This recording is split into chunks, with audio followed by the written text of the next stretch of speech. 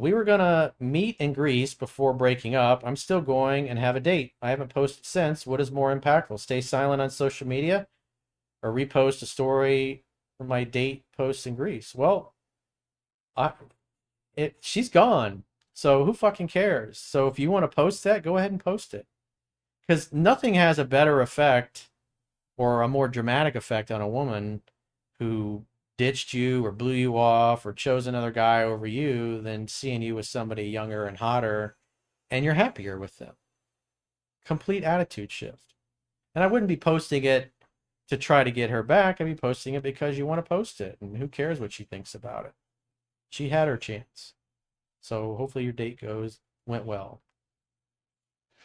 Yeah, last 1000. Socialism is the gospel of envy. Winston Churchill.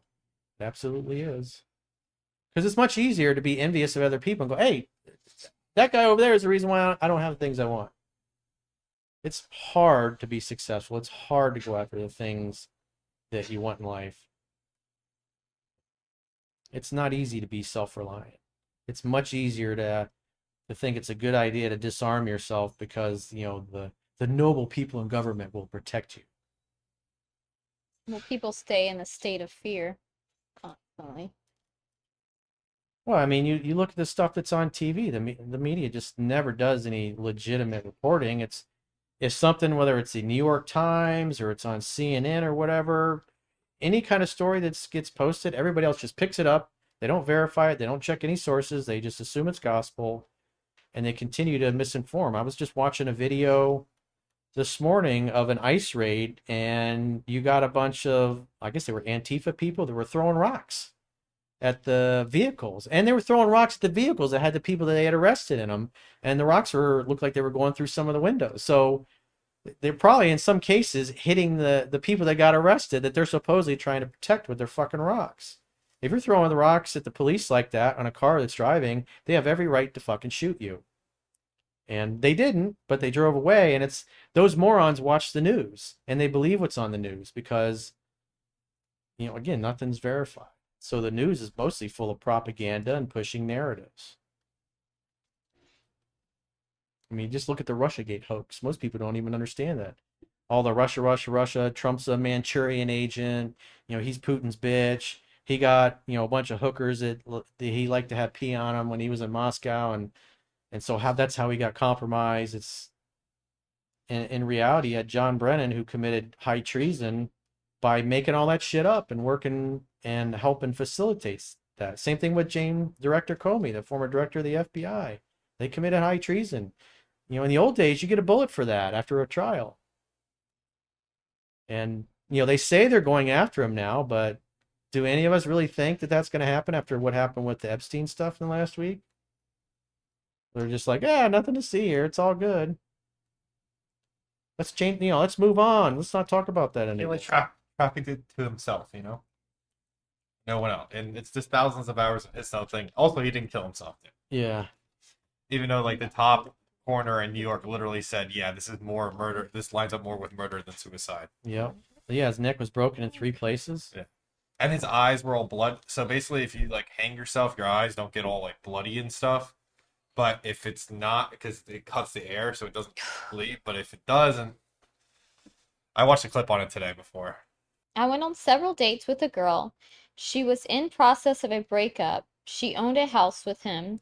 She got back with him, then broke up again, and we went on 3 great dates. She moved out, but now she pulled away again. Well, I discussed this in 3% Man. If you're going to date a woman that's in the middle of a divorce or that just had a breakup, or especially in this case when they own real estate together, you got to expect hot and cold behavior, and there's a really good chance she's going to go back to her ex. That's why you cannot over pursue. You have to let her come to you at her pace. And so that's the downside. You'll have a bunch of great dates. You're like, oh, this is awesome. It's really progressing. And then all of a sudden she's cold, she's distant, she pulls away, tells you she's busy, she can't meet, work is crazy, this is not a good time. And you just say, hey, when things clear up for you, your schedule opens up, hit me up. I'd love to see you again. And you just leave it at that. Be okay with moving on because you're playing tennis. And at some point, this girl has stopped hitting the ball back, or she's paused hitting the ball back for significant amounts of time. This is why it's best to have, especially if you're learning what's in the book, to have multiple women to date and to practice with. Because especially in this case, a girl that just broke up with somebody, you're going to get hot and cold behavior. So there's just nothing you can do about it because she spent more time with this guy. They own real estate together. She's emotionally bonded to him, and you went on just a handful of dates. So you got zero leverage in that scenario. And it's quite possible that, just like Ghost CCC says, you could be showing too much interest. You also could have potentially turned her off when you were with her. And the fact that you asked this question, which is mentioned in the book, things that you should consider if you're going to date somebody fresh out of a breakup, it sounds like you didn't even know that and you weren't aware of that. So maybe you're a cherry picker. But this is why I say all the time, you got to read the book. This is how you learn those little subtle nuances of what's in the book. Because it's nice to want her to want you back, but it's not a clean situation. She's not ready, willing, able, and open to dating anybody because she's still involved with her ex. I don't know if it's an ex-husband or ex-boyfriend or whatever, but when you own real estate and now we're in a declining market where I know, like in Florida, if things keep going the way they're going, we're going to probably see a net decline across the state of 5 to 6% in property values this year. So if they just bought a property together in the last couple of years at the top, they might be upside down.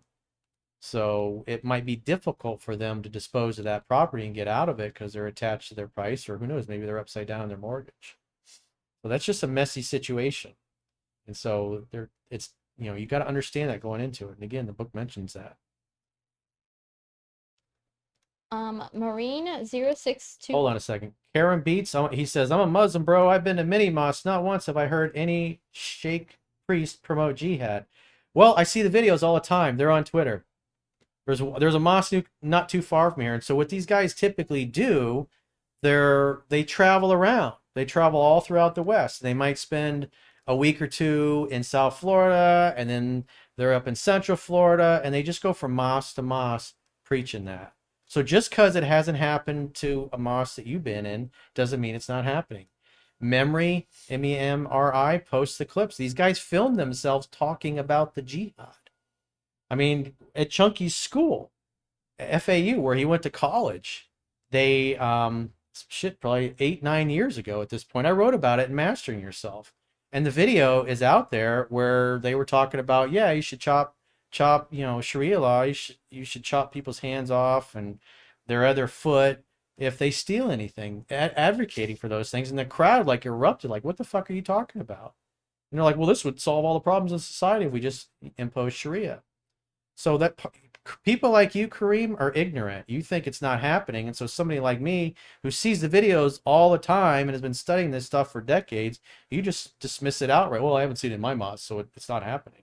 It's happening all over the West. These guys film themselves and the video gets uploaded. It's on Twitter. It's in my Twitter feed. When I see those clips, I post them, and so they're there. So you can put your head in the sand and pretend it's not happening, but again, these guys are all on fucking video doing this. And at Coach Corey Wayne on Twitter, you can go through my Twitter feed and look through and see all these guys. Again, if they do it in Saudi, they get their fucking heads chopped off. They do it in the United Arab Emirates, you get sent to prison for life. But in the West, hey, it's no big deal.